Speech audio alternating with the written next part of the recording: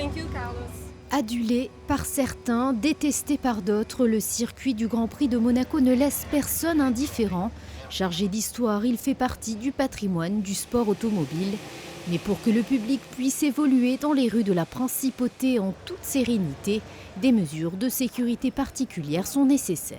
Pour nous, ce qui est le plus important, c'est la circulation et les gens qui viennent voir le Grand Prix et qui se mettent au milieu, parce que les camions, vous savez, c'est des camions très grands et ils arrivent difficilement à tourner, il leur faut beaucoup d'espace. C'est pas facile, il y a une équipe avec moi de 10 personnes en tout.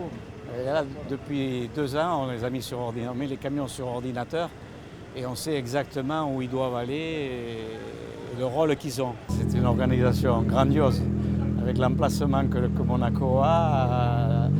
Le peu d'espace qu'il y a dans Monaco, on arrive à faire des choses fantastiques. Depuis plusieurs années, Thierry travaille aux abords du circuit de F1 en tant qu'agent de sécurité. Le Grand Prix de Monaco se déroule en plein cœur de la ville. Les allées et venues sont donc contrôlées sans cesse. C'est très bien organisé par l'Automobile Club. On tient des postes, surtout sur la sécurité publique.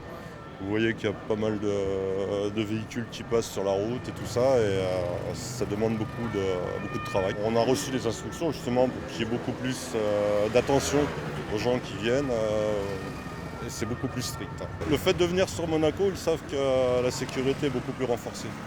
Il y a beaucoup plus d'attention. La Principauté s'apprête à vivre un événement sportif majeur. Des dizaines de milliers de spectateurs sont attendus afin de suivre la 75e édition du Grand Prix automobile de Monaco.